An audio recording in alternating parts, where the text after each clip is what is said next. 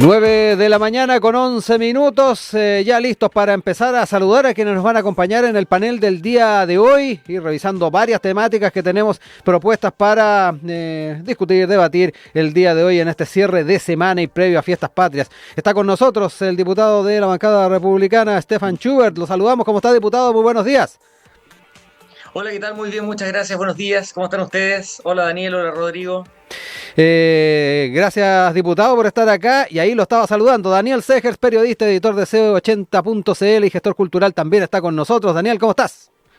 ¿Qué tal, colega? Bien, ahora coincidentemente en Santiago, para que estemos tranquilos con el movimiento. Así que un gustazo siempre estar aquí participando. Así que saludo al diputado también. Esperemos tengamos una interesante conversación. Sí, varias cosas para ir comentando el día de hoy, pero como es tradicional, siempre les planteo el tema del día, lo que les preguntamos a nuestros seguidores en redes sociales y a quienes nos escriben habitualmente en nuestro WhatsApp, siempre enfocados en este caso en las Fiestas Patrias, saber cuál es el principal deseo que tienen para Chile. Esto lo estamos haciendo ampliamente para quienes nos siguen y nos escuchan, pero también queremos preguntarles lo mismo tanto a usted, diputado, como a Daniel. Parto con usted, diputado, a propósito del momento en que estábamos de celebración, también este tipo de hitos dentro del calendario son importantes para hacer propósitos, tal vez para lo que se viene de aquí en adelante. ¿Dónde están esos deseos suyos, diputado? Bueno, me gustó este ejercicio de qué queremos para nuestro país. Encuentro que es súper bueno. Y la verdad es que la primera palabra que se me vino cuando formularon la pregunta fue reconciliación. Yo creo que yo quiero tanto a Chile, quiero tanto a nuestros compatriotas, creo que somos pocos y tenemos tantas cosas en común que lamento tanto cuando pasamos por estos periodos de polarizarnos tanto, donde algunos incluso llegan a verse como enemigos, y bueno, y en la historia eso ha ocurrido antes. Entonces yo creo que lo que tenemos por delante va a demandar que trabajemos todos juntos, y yo creo que son más las cosas que nos unen, que tenemos muchas cosas lindas en nuestra historia, en nuestro presente, así que la reconciliación creo que sería un deseo, si me lo permiten, ¿Sí? para estas Fiestas Patrias, que nos podamos reconciliar y juntos seguir trabajando. En el caso tuyo, Daniel, ¿por dónde están también esos deseos, esos propósitos, esos anhelos que uno establece en este tipo de fiestas?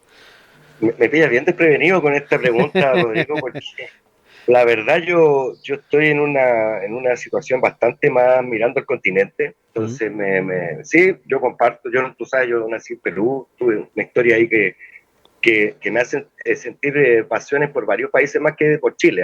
Yo no es que no me sienta chileno, pero coincido con el diputado que efectivamente nos hace falta un poco de paz, que no sé si es lo mismo que una reconciliación, y para eso hay que dar paso, y para qué voy a aguar los deseos, ¿no? Pero eso, faltan muchas cosas para que haya reconciliación, entre ellas, verdad, justicia, reparación, no repetición. Y si estamos todavía después de 50 años discutiendo cosas, quiere decir que a lo mejor todavía no las hemos superado, y probablemente a lo mejor será bueno seguirlas discutiendo y recordando 50 años más para establecer ciertos mínimos, ¿no? Y respecto de esto, sí, por cierto, esta es una época en que hay mucho accidente, en que hay mucho descontrol por todos lados, hay mucha violencia, producto de un parte que también es parte de nuestra idiosincrasia, que a mí no me gusta compartir mucho, que es este lado violento que nos sale a todos tenemos dentro, ¿no?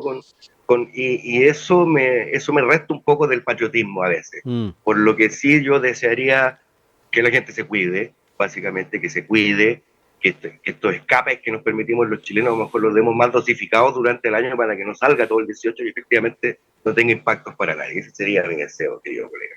Sí, ahí importante también ese llamado a la responsabilidad que hacíamos también al inicio del programa y que es bastante pertinente también a puertas de estas fiestas. Dicho esto, haciendo la invitación para que todas y todos puedan también hacer el mismo ejercicio en @Radio Usach en Instagram y también nuestro WhatsApp, el más 56926493001. Nos vamos a los temas del día para poder empezar a conversar y tratar junto a nuestros panelistas. Y nos quedamos con este tema vinculado a lo judicial. Está el caso contra el brazo operativo del Tren de Aragua, donde la defensa accedió a sobres con nombres de los testigos protegidos en esta investigación. Lo que se ha planteado por parte de la Fiscalía, y particularmente el fiscal Mario Carrera, es que están en poder de la Defensoría Penal Pública estos nombres, la que debería hacer devolución de los mismos en las próximas horas. Esperemos que de manera voluntaria, eso es lo que se planteó.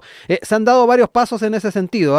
el Ministerio Público, sin ir más lejos, notificó la apertura de una investigación penal de oficio en relación con estos hechos que podrían constituir carácter de delito en relación con la entrega de información reservada. Es parte de lo que se plantea en el comunicado de la Fiscalía, luego de quedar establecido que es información reservada respecto de estos nombres que efectivamente son delicados a la hora de pensar en este tipo de investigaciones. La Fiscalía además instruyó investigación, ya lo decíamos, el fiscal nacional Ángel Valencia designó a Raúl Arancibia, fiscal regional de Tarapacá, para reunir antecedentes destinados a establecer eventuales delitos por compartir esta investigación.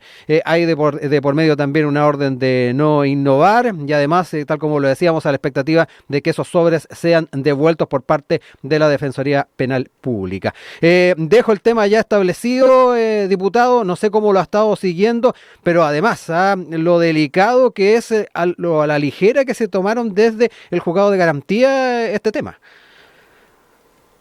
Así es. Perdón, se cortó un poco el audio justo cuando estaba formando la pregunta. Sí, no, yo le decía que importante seguirle la huella y saber cómo lo he estado también observando a la luz de la forma tan ligera en que se tomaron en el juzgado de garantía el tema de los nombres de quienes de una u otra forma se van a ver expuestos o se podrían ver expuestos en el marco de esta investigación.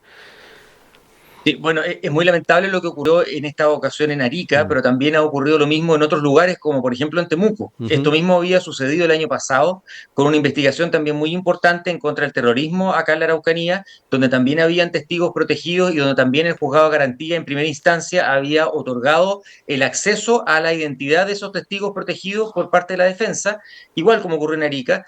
Al igual que en Arica, también interpuso recurso de protección la Fiscalía Regional y la Corte de Apelaciones, al igual que ocurrió también con la Corte en Arica, recapacita y da lo que se llama la orden de no innovar, es decir, congela la entrega de la información hasta que el tribunal, la Corte de Alzada resuelva el recurso, que esperamos lo pueda acoger, porque efectivamente, o sea, estamos aquí ante figuras delictuales que son nuevas para nosotros, como es el crimen organizado en el caso del norte y como es el terrorismo acá en la Araucanía. Y la verdad es que eso amerita precisamente para poder investigar y llegar a juicio y poder probar esos hechos, en algunos casos de delitos especiales como estos y complejos, requiere precisamente el poder acceder a testigos que, si es que su identidad fuera revelada, ellos no testificarían. Sí, ese es el tema. No es una molestia que se toman ellos de ir a declarar solamente y de ir más de una vez, sino que aquí sus vidas corren peligro. En el caso del norte estamos hablando también de bandas que son efectivamente muy peligrosas, que les puede costar la vida. Entonces ellos se comprometen, avanzan con la investigación de la Fiscalía en el entendido de que sus nombres no van a ser revelados, pero luego, por un descriterio del juez de garantía, otorga el acceso a estos sobres. Ahora, yo creo que estos sobres, claramente, al ser entregados a la defensa, lo primero que tiene que haber hecho la defensa es abrir los sobres y develar su contenido. Entonces ahora el tema que se devuelva el sobre, bueno, va a ser un lindo gesto, pero ya la información está, el daño ya está hecho, el riesgo de vida ya está respecto de todos esos testigos, y yo creo que ese descriterio del juez es lo que él va a tener que responder por eso, porque aquí, no solamente en este juicio, probablemente se va a afectar el resultado del juicio, porque esos testigos no van a estar dispuestos, uno, a ir a declarar, dos, están en riesgo de vida o de lesiones o de extorsiones, y tres, muy importante, es una pésima señal para cualquiera que esté dispuesto a colaborar en un procedimiento como este en el futuro, sabiendo ya que es tan fácil como que un juez no aplique el criterio correctamente y termine su nombre, que era reservado, siendo conocido por el acusado y por su defensa. Entonces, es de extrema gravedad, sobre todo en el escenario actual delictual que estamos viendo en el país, con un crimen muy organizado y del tipo del Tren de Aragua. Sí, ahí entramos además en lo que decía el diputado, en un tema de criterios, y ahí es donde me da la impresión se está centrando mucho de las discusiones que se están entregando. Ahí además nos aportaba el tema de que no solamente ha pasado en Arica, ha pasado en otros lados, nos decía que allá en la región de la Araucanía también pasó lo propio. Daniel, te dejo ahí también la palabra para entrar en esta temática con todos los ribetes y además gravedad que implica este caso, y obviamente ahí uno empieza a analizar cuáles son también los criterios con los cuales se están manejando muchos de los jueces de garantía en este caso. Claro, partiendo de la base, sí habría que darle también el punto a que en este tipo de investigaciones uno solo conoce la punta del iceberg, o sea, efectivamente lo que se filtra o lo que se conoce masivamente es muy poco, quizás, si no tenemos acceso nosotros a esa carpeta de investigación, vaya a saber uno dónde está el origen de esas razones. Lo concreto es que se produjo evidentemente un descriterio que nos parece bastante sospechoso, ¿no? No es solamente un descriterio, ¿no? Yo creo que justamente una manera ingenua de pensar, quizás para nosotros que estamos llegando tarde a toda esta industria del crimen organizado mundial, es que obviamente pensando 2 pasos más adelante, estos descriterios uno debería pensar que no son descriterios. ¿Se está pagando el noviciado de alguna manera, Daniel? Y que son fisuras, que están abiertas hace rato por el sistema, creo yo, y que el crimen organizado conoce y recorre a voluntad, mientras nosotros quizás todavía estamos debatiendo si es un descriterio o no. Creo que efectivamente esa industria del crimen va bastante más rápido que lo que nosotros alcanzamos a reaccionar como burocracia también, ¿no? Estos son también, justamente lo legal es un juego completo, ¿no? De resquicios y contrarresquicios y trámites con contratrámites, ¿no? Es un juego bien bastante parecido al póker a veces, ¿no? De apuestas, de subidas. Entonces, eso creo que nos está cobrando, y sobre todo en regiones que es un tema bien complicado. Regiones somos un país chico, o sea, no es mentira que un juez se puede encontrar con su condenado en la caja del supermercado. Es algo patente y real porque somos un país muy pequeño y que efectivamente expone de una manera no solamente a los testigos protegidos que funcionaron con este programa, también a detectives, ¿no? Efectivamente la PDI tuvo que tomar resguardo, cambiando, ¿no es cierto?, de lugar, de residencia a detectives y su familia. No es solamente, entonces ahí, como no sabemos el resto de la investigación, el por qué se hace, y menos por qué se devuelve. Ayer intentaron, ¿no es cierto?, desde la Defensoría explicar, que obviamente volvía más bien a defensa corporativa que a un argumento, ¿no? Explicar que esto estaba correcto, que en el fondo que había confianza en que esto no se iba a filtrar, que era efectivamente una diligencia, pero así mismo lo devuelven, cuando esto ya se transforma en un escándalo, lo devuelven, lo que hace también pensar, para mí, aún más raro, porque si efectivamente se tomó esa decisión, y probablemente también estamos en una época en que todo esto se sabe más rápido, ¿no? Claro. Todo este tipo de maniobras judiciales, nosotros los chilenos comunes y corrientes nos enterábamos quizás años o décadas después de lo que se hizo, y desde ese punto de vista es bastante más notorio y en buena hora para que lo podamos debatir y se puedan tomar medidas incluso sobre la marcha. Oiga, diputado, ahí me quedé un poco con lo que planteaba Daniel respecto a que lo que estamos observando tal vez es la punta del iceberg, y ahí entra también la gran discusión respecto así desde una perspectiva investigativa, judicial. Estamos dando el ancho para enfrentar este fenómeno que, ya lo decía Daniel, en muchos aspectos es bastante nuevo para lo que es nuestro país. Sí, la verdad es que no logré escuchar muy bien todo lo que decía Daniel, lo escuchaba muy despacito, pero efectivamente hace tiempo que nosotros venimos señalando que el crimen organizado llegó para quedarse, llegó y echó raíces, y llegó antes, no llegó ahora, no llegó este año, viene hace años trabajando, echando raíces, tendiendo redes y puentes. La impresión que tenemos es que no ha logrado penetrar tanto como en otros lugares. Las instituciones son más sólidas en Chile, la corrupción es algo que nosotros no tenemos como algo habitual, pero eso no quiere decir que no haya podido permear de alguna forma algunas capas de los distintos estamentos que deberían impedir el avance de este crimen. Yo creo que no le ha hecho bien el que hayamos tenido gobiernos como el pasado y este gobierno que en un principio incluso señalaban que el crimen no existía crimen organizado, que no habían antecedentes. Recordemos el año pasado este gobierno aseguraba que no había antecedentes para establecer que estas bandas estaban realmente instaladas en Chile. Y la verdad es que la realidad nos está demostrando que fuimos torpes y que no quisimos reconocer la realidad, y hoy día ya han echado bastante raíces. Entonces, la legislación tiene que ajustarse, los procedimientos policiales tienen que ajustarse, el trabajo de fiscalía tiene que ajustarse, o sea, todos tenemos que ajustarnos a esta realidad que es distinta al crimen común y corriente de dos personas que se ponen de acuerdo y entran a robar una casa. Aquí la agenda de seguridad también, diputado, ya que se ha hablado tanto de este fast track para muchos proyectos. Por supuesto que sí, por supuesto que sí.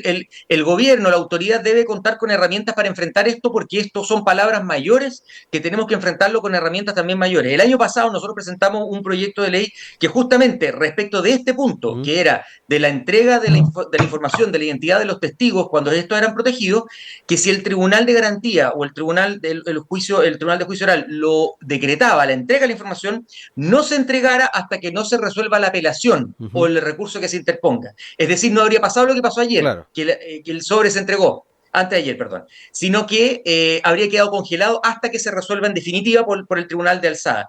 Ese proyecto lo presentamos, está en la comisión no está de defensa, sino que está en la comisión de defensa, parece, de la Cámara de Diputados, pero lamentablemente no se le ha dado urgencia. ¿Eso está dentro del fast Creo que track? eso es urgente.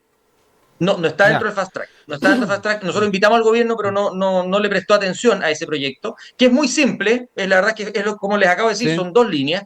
Y sí es necesario, y estamos trabajando en una propuesta de lo que se llama un estatuto para el testigo. Es decir, un conjunto de normas que regulen bien esto, cuándo un testigo, en qué circunstancias y para qué delitos podría acceder a que su identidad no sea conocida, y en ese caso, si es que la defensa lo pide, ¿qué pasa con él? ¿Qué pasa con esta identidad? Todo un procedimiento, y también brindarle una protección. ¿Qué quiere decir un testigo protegido y hasta cuándo está protegido? Porque una vez que termina el juicio, se acaba la facultad que tiene el Ministerio Público de brindar esta protección.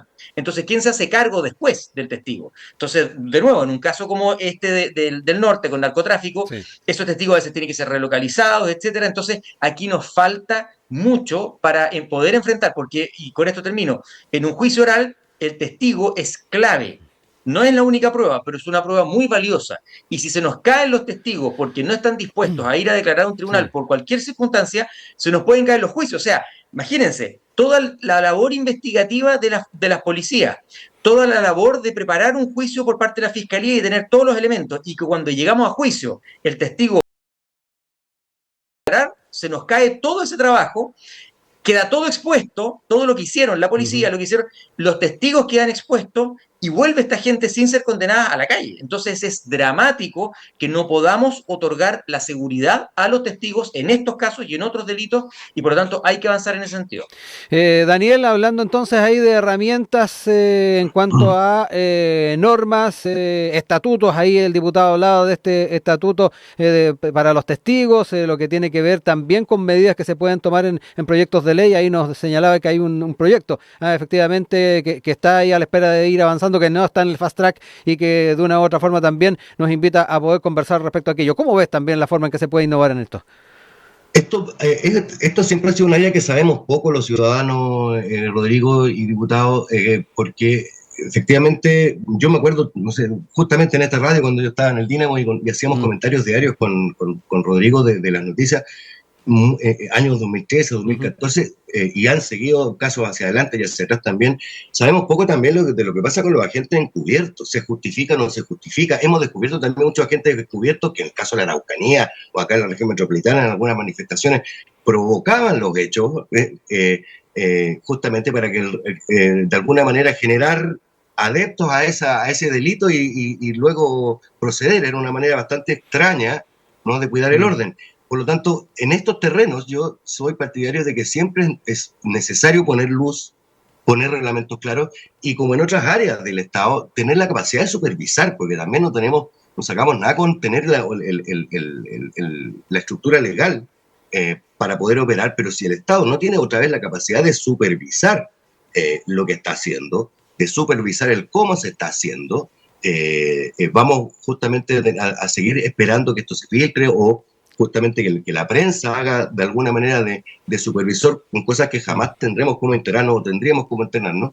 La ley de transparencia ha contribuido mucho a aquello, pero cualquier medida que abra el camino para que justamente podamos entender bien y saber bien cómo se trabaja con esto en términos de principios para saber justamente a qué atenernos, yo creo que efectivamente es una medida que nos va a permitir modernizar la seguridad, ponerla con estándares más o menos parejos o adecuados para enfrentar otra vez, mencionaba, una industria del crimen organizado como lo es el Tren de Aragua, ¿no? Una verdadera transnacional del narcotráfico, de la muerte, y muy poderosa. Y justamente no es que haya aparecido hoy día, como mencionaba el diputado, esto ya está instaladísimo. Y eso es como lo preocupante, con lo que nos parece más preocupante desde la tribuna en que uno mira, es la ingenuidad con la que se reacciona, la tardanza con que se reacciona frente a una situación que a todas luces es casi inexplicable, salvo que efectivamente existieran antecedentes para poder entender de dónde se origina esta necesidad de conocer. a los testigos protegidos. 9 de la mañana con 35 minutos, de regreso con ustedes acá en Enlace USACH, nuestro panel, hoy día con Daniel Segers, periodista, editor de C80.cl, gestor cultural, y también el diputado de la bancada de republicanos, Stefan Schubert. Seguimos, ya lo decíamos, con la agenda de seguridad y particularmente centrándonos en la región metropolitana. Esto a propósito de las críticas del gobernador metropolitano Claudio Rego a las policías, a la fiscalía por no identificar a quienes queman buses. Recordemos que durante estos últimos días tuvimos esta quema de buses en las cercanías del Liceo de Aplicación, también se dio en otros sectores de la región metropolitana, y esto trajo consigo la crítica del gobernador de la región entonces por lo que dijo no identificar a los implicados en los reiterados atentados incendiarios en contra de buses.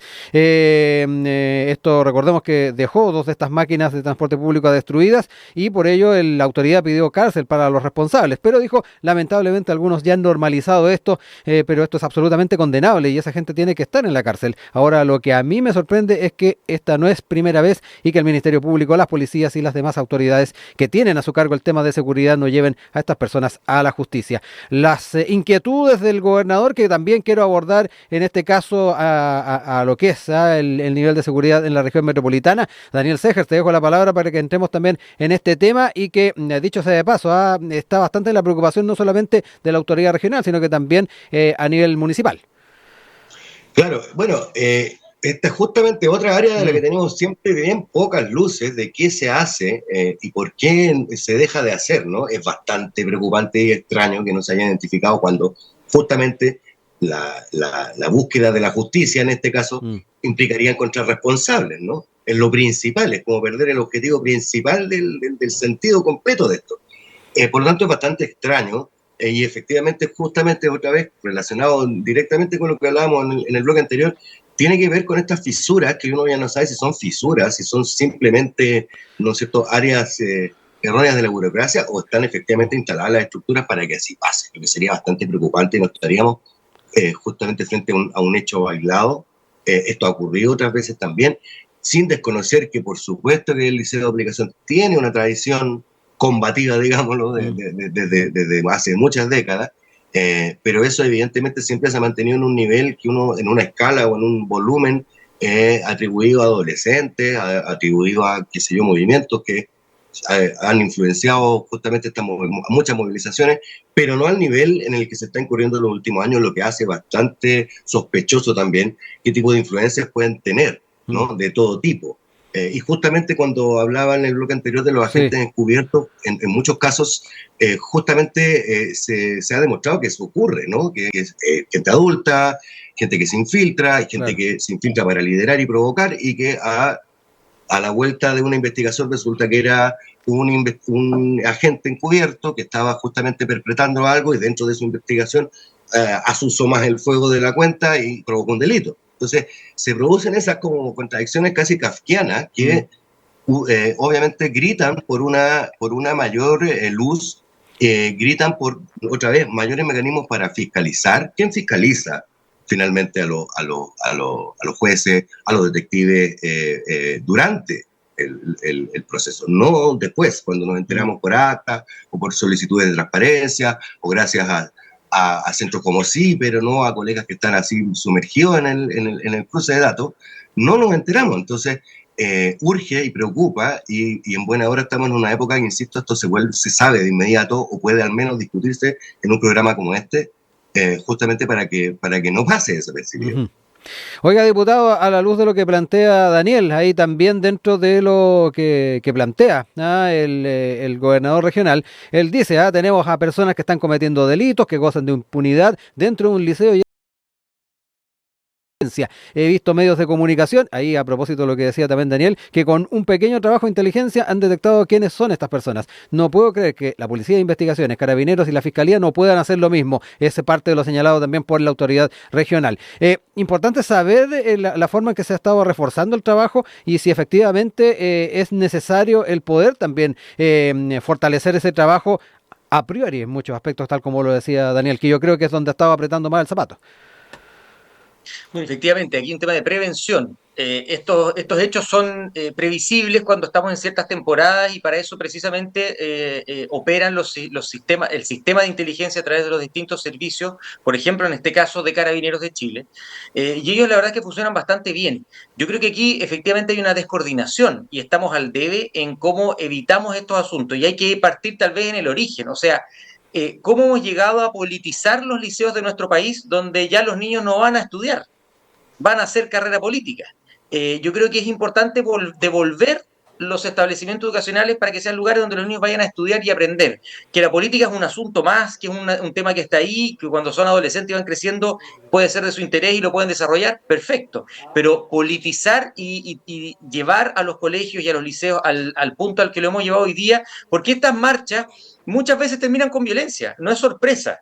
Estas manifestaciones y estas acciones muchas veces llevan a la violencia y eso no es de sorprender. Entonces es algo bastante habitual. Yo creo que hay que separar la educación del activismo político y dejar los establecimientos educacionales a lo menos para lugares de enseñanza, como primera cosa. Daniel hablaba también de agentes encubiertos, de repente influencias de adultos dentro de lo que son los colegios. Sí, también yo no sé, me gustaría que si tiene información respecto a gente encubierto que tenga que ver con la quema de los buses, la entregue, porque la verdad es que creo que es bastante delicado señalar de esa manera aquello. Yo creo que todo lo contrario, necesitamos el trabajo de agentes encubiertos en nuestro país, los sistemas de inteligencia en el mundo así lo hacen, así lo utilizan, y por supuesto es parte de la forma en la que ellos operan. La información que maneja Carabineros respecto de eventuales hechos delictuales tiene muchas veces que ver con la información que ellos levantan a través de agentes encubiertos. Por lo tanto, lejos de estar propiciando o de pretender señalar que son ellos los que propician los hechos, creo que hay que separar completamente aquello. Y si hay un hecho puntual que quiere señalar el periodista, yo creo que es bueno que lo señale, pero intentar vincular, o sea, aquí la quema de los buses, que yo sepa no tiene nada que ver, salvo que él maneje alguna información, con agentes encubiertos. Aquí hay una subsecretaría de prevención del delito, que claramente está al debe también, que no está marcando la pauta. Yo no he visto la función activa y resultados respecto a la prevención del delito, porque muchas veces los delitos ocurren donde a todas luces puede ocurrir, o sea, donde cualquiera que no esté en inteligencia ni cuente con información de inteligencia,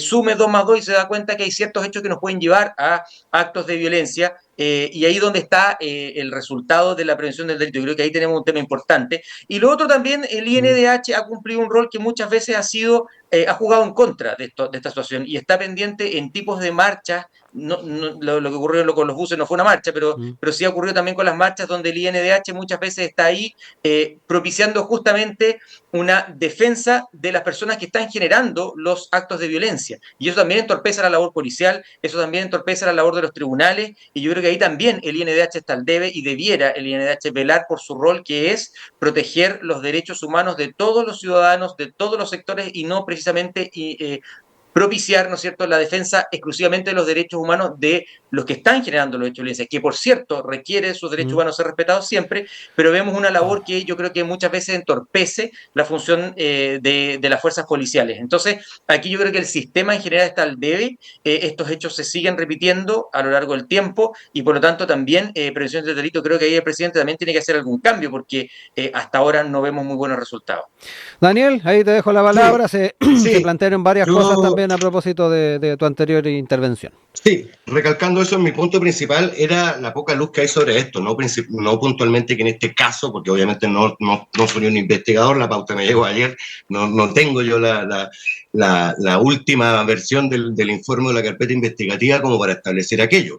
Sí le puedo establecer, diputado, que en muchos casos, hacia atrás, en reiteradas manifestaciones u operaciones, se han encontrado agentes encubiertos y que efectivamente yo he hecho el seguimiento y le puedo digamos, armar una carpeta de aquello, y que curiosamente empiezan los procesos y no se sabe más de aquello. Y yo, frente a la poca luz que hay sobre esto, a lo bastante extraño que no se estén identificando o no tienda la investigación a identificar los responsables, ¿no?, de estos actos, que es justamente lo que queremos, no que no se sepan, me faltan elementos para evaluar que esto solamente se deba a la politización. Yo le quería recordar al diputado que yo creo que al revés, los liceos y establecimientos públicos de este país han sido durante toda su historia politizados. Del Instituto Nacional tenemos presidente de la República, del Internado Nacional Barras Balanas también tenemos la gran mayoría de generaciones de políticos. Por lo tanto, yo creo que al revés, hay que meter más política y menos violencia a los colegios, y eso tampoco se resuelve llenando los colegios de guardia policial 24 horas, porque justamente provoca la fricción necesaria y la tensión necesaria que muchos quizás están buscando para poder agudizar contradicciones y entrar justamente a justificar su operatoria. Me puedo referir con esto, y para mí, si no tengo la investigación y el detalle en mano y no tengo luz encima de esto, pueden ser efectivamente movimientos de todo tipo, o también hay gente encubierto. Para mí, ya la relación entre aquellos en este contexto, incluso de crimen organizado, ya no distingo cuál sería la diferencia. Entonces, aquí hay un mercado también, ¿no? Del boicot, hay un mercado de la movilización, digamos, violenta. Si no, no se explicaría por qué llevamos tanto tiempo también buscando responsables para los grandes desastres del estallido. Entonces, me parece que es hora de poner luz en estos procedimientos, en preguntarnos efectivamente qué están haciendo, ¿no es cierto?, en el Poder Judicial, que justamente están perdiendo el sentido de una investigación. Y eso requiere una amplia discusión nacional, no se resuelve justamente hoy a propósito de este caso, ni hoy a propósito de las declaraciones del intendente Orrego, ¿no? Nadie quiere asumir ya más costos de ningún tipo frente a movilizaciones, pero obviamente justamente en una sociedad como la que estamos tratando de construir tenemos que encontrar en cómo la gente se pueda expresar, en cómo la gente se pueda manifestar, independiente, ¿no es cierto?, de su ideología, de su pensamiento, en los canales que efectivamente establece la ley. Para eso estamos supuestamente discutiendo una constitución, en cómo le va a dar cabida a eso, porque efectivamente si se aplasta todo tipo de expresión también el efecto que viene de vuelta, lo hemos visto, es aún peor. Por lo tanto, creo que esto es un tema largo de discutir, y necesario de poner luz en la oscuridad. Oiga, diputado, ahí también ir analizando lo que planteaba Daniel, en cuanto a los espacios también que dentro de lo que es esta agenda se deben dejar para la importante idea de manifestarse, que algo que también quedó de manifiesto en lo que planteó. Sí, la verdad que no entendí muy bien cuál fue el punto de su colega. No entendí bien cuál es su postulado, como que los agentes encubiertos están metidos en los liceos, algo así entendí en un momento. Lo que sí le puedo señalar es que efectivamente de los liceos como del Instituto Nacional vienen, y de Barros Arana, vienen muchos expresidentes de la República, pero lamentablemente, precisamente porque la educación pública está en el suelo y porque está politizada e ideologizada, ya no salen más presidentes de los liceos emblemáticos. Ya no están saliendo de ahí. ¿Y por qué? Porque la calidad de eso, de educación, porque era un lugar de formación, siempre ha habido política mezclada. Ahora, el que siempre haya habido política mezclada no quiere decir que eso sea bueno y que deba ser así. El planteamiento que yo estoy haciendo es que precisamente los separemos y que dejemos los liceos y las escuelas como lugares de enseñanza, de aprendizaje, y que el tema político sea un tema secundario, pero no el politizar los lugares de educación. O sea, veamos el adoctrinamiento que este gobierno está haciendo en los liceos que son del sistema público de educación hoy día. Eso es adoctrinar políticamente, y eso creo que no es el rol que le cabe a un establecimiento educacional. Entonces, yo creo que es importante separar las cosas y dejar a los... ¿Cuál es ese adoctrinamiento, diputado? Para también clarificar un poco. Tiene que ver con una denuncia que estamos haciendo en Contraloría con distintas escuelas y liceos a lo largo del país, donde se está enseñando una única versión y se insiste con el tema de la división del 11 de septiembre.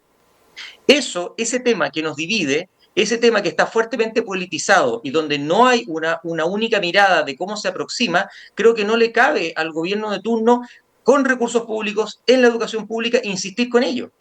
Entonces, aquí tenemos un problema donde está fuertemente politizado el sistema educacional, donde está fuertemente ideologizado el sistema educacional, y si bien es cierto, la política es parte de la sociedad, si bien es cierto, los adolescentes cuando van creciendo se despiertan intereses en temas de política, me parece muy bien que los sepan canalizar y que la educación, por ejemplo, el liceo, existe una educación cívica donde le enseñe qué rol cumple cada uno y usted pueda participar en lo sucesivo, pero no debe ser un lugar de politización como es hoy día. Yo creo que hay un error ahí en el planteamiento de su colega respecto de los liceos emblemáticos. Los liceos emblemáticos no teníamos presidentes porque estaban fuertemente politizados, sino que porque eran buenos lugares donde los alumnos aprendían.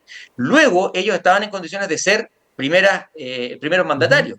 Pero estamos muy lejos hoy día de eso. Hoy día lo que tenemos es esto, es alumnos que salen de ahí no para ir a la Moneda a presidir, sino que para tirar bombas molotov y para incendiar buses. Entonces, creo que estamos años luz de lo que debería ser un sistema educacional, y precisamente lo que estamos discutiendo hoy día, la quema de buses, tiene que ver también con el sistema educacional chileno. Daniel, ahí te dejo también la palabra, ahí se establecieron varias cosas, clarificó un poco ahí también el diputado hacia dónde va el tema de lo que el diputado llama politización, porque efectivamente la política tiene que ver, y justamente tuvimos y hemos tenido grandes, no solo presidentes, parlamentarios, autoridades de gobierno, profesionales, ¿no? que no le tenían miedo a discutir, que no le tenían miedo a presentar sus ideas, y efectivamente dentro de la educación es muy importante aprender a discutir, a canalizar los intereses, a canalizar las expresiones en términos democráticos, en términos pluralistas, justamente para no llegar a los extremos de tener que incendiar algo, de tener que manifestarme de una manera disruptiva y violenta contra el resto, justamente por la manera en que la política enseña a convivir en sociedad, la buena política, la política con mayúscula. Justamente ese esquema es el que nos provocó o nos propició décadas de un Chile que era distinto, que todo el mundo recuerda justamente antes del golpe de Estado. Respecto de enseñar o de llamarle golpe de Estado al golpe de Estado, por ejemplo, en la educación yo creo que ya es momento, si efectivamente lo vemos desde lo técnico, desde lo moral o desde lo político. La irrupción de los militares para finalizar lo que se llama golpe de Estado. Entonces, justamente, probablemente tendremos que discutir 50 años más para ponernos de acuerdo. Y esa discusión sirve, ponerla sobre la mesa. Lo que se ha hecho ahora desde todos lados, de alguna manera también ha servido a que no estaba tan pasada la página. Y quizás se preguntaban por qué en Argentina. Bueno, quizás en Argentina es muy distinto, ¿no? A pocos años juzgaron a los responsables de violaciones a los derechos humanos. Videla murió en la cárcel, ¿no? Entonces, podemos entender desde ahí las diferencias, pero con lo político y con el, comillas, adoctrinamiento político por justamente establecer una manera que todo el mundo, no por nada en la OEA le están haciendo un homenaje a Salvador Allende. No es la OEA principalmente una organización marxista, no ni pro-bolchevique, no es una organización que incluso ha girado bastante hacia la derecha. Reconocen el valor de Salvador Allende. Creo que hay que preguntárselo también en el contexto internacional, ¿no? Y finalmente, respecto del adoctrinamiento, o sea, hemos tenido, y nadie ha cuestionado ni nunca ha cuestionado de manera concreta y efectiva la irrupción de la Iglesia Católica en los colegios, haciendo catequesis, que eso sí que es, de hecho ellos mismos le llaman doctrina.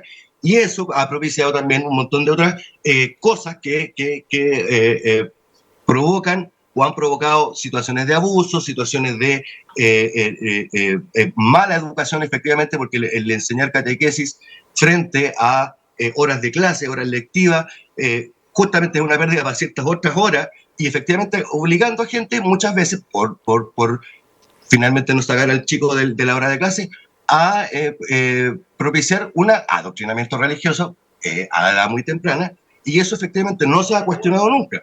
Por lo tanto, creo que mientras más se discuta, mientras más se abra y más efectivamente la gente haga su trabajo, como encontrar a los responsables directos de la violencia, y despejamos eso de los mitos respecto de la educación y respecto de la política, la educación que va a estar siempre, ¿no? Y no vincular la violencia a la politización. La politización de la sociedad es completa, o sea, por algo estamos acá, así se eligen las autoridades, así se organiza la sociedad. Por lo tanto, me parece que restar a una unidad educativa de eso es restarla efectivamente de una muy buena oportunidad para aprender a convivir de una vez por todas en este país. Últimos minutos nos están quedando de panel, diputado. Le dejo la palabra para ir cerrando y también, si le parece responder alguno de los planteamientos hechos por Daniel. Bueno, yo ya hice mis planteamientos. La verdad es que creo que la realidad habla por sí sola. El planteamiento que hace su colega es la realidad que tenemos hoy día. Yo no sé si ha revisado los resultados que tenemos, por ejemplo, el CIMSE. Yo no sé si ha revisado el resultado de cómo va la calidad de la educación, la seguridad al interior de los colegios, cuántos apoderados están sacando a sus hijos del sistema educacional por estas razones, por la violencia, por la politización, porque pierden clases. Entonces, la verdad es que yo veo que los apoderados van en un sentido muy diverso del que usted plantea, y comparar el tema de la enseñanza de una fe en un colegio confesional como si fuera No, pero adoctrinamiento, reconociendo por su parte que el adoctrinamiento entonces sí existe en los colegios públicos, pero con política. Creo que también el resultado habla por sí mismo. Veamos cómo son los resultados de esos colegios confesionales y cómo son los resultados de los colegios politizados y adoctrinados con política. Y creo que los padres por algo tratan en la medida de lo posible de optar precisamente por el otro. O sea, si a usted le da a escoger a un padre, arranca del sistema público y se va a un particular subvencionado o si puede pagar a un particular. ¿Por qué será, me pregunto yo? ¿Será porque es tan bueno el adoctrinamiento político que usted reconoce en los colegios? Yo creo que no. Yo creo que no nos ha llevado por buen camino, no solo por la violencia en los colegios, por la violencia afuera de los colegios, sino que el resultado de la calidad de educación también es nefasto. Por último, un colegio confesional es un colegio donde los padres deciden voluntariamente llevar a sus hijos. En cambio, en el sistema público, yo tengo que llevar a mis hijos precisamente porque no puedo llevarlo a otro sistema educacional diverso. No tengo otra opción, pero ahí sí estoy obligado a ser adoctrinado, a que mi hijo sea adoctrinado políticamente o con ideologías del gobierno turno. Y eso es nefasto. Eso ha llevado a la deserción de muchos apoderados, eso ha llevado a que el colegio en casa o homeschool o colegio a distancia crezca, donde los niños están en sus casas solos estudiando precisamente porque este sistema no está respondiendo, porque no está brindando seguridad. Hoy día los padres tienen temor de dejar a su hijo en el colegio. Hoy día los niños entran con cuchillos al colegio. Entonces, eso se debe precisamente a todas estas corrientes. Y por último, el Gran Instituto Nacional fue instruido por el FMR el 2014. Eso fue el inicio de esta bola de nieve. Entonces, desconocer que ese hecho tiene este resultado, creo que la realidad habla por sí sola y creo que la debacle del sistema educacional, a pesar del incremento de recursos económicos, demuestra que ese formato, creo yo, no es el mejor camino y creo que el 57% de los apoderados que saca a su hijo del sistema público y los lleva a los particulares subvencionados responde precisamente a esto. Son las 9:56. Cerramos acá entonces el panel del día de hoy. Daniel Segers, Stefan Schubert nos acompañaron este día viernes. Quiero agradecerles que hayan estado con nosotros y obviamente desearles que tengan unas buenas fiestas, que estén muy bien. Muchas gracias, tengan bonitas fiestas y reconciliación para estas fiestas patrias. Sí, muy necesario. Y cuidado, que se cuide la gente, que se cuide. Un abrazo. Un abrazo, chao, chao. Gracias.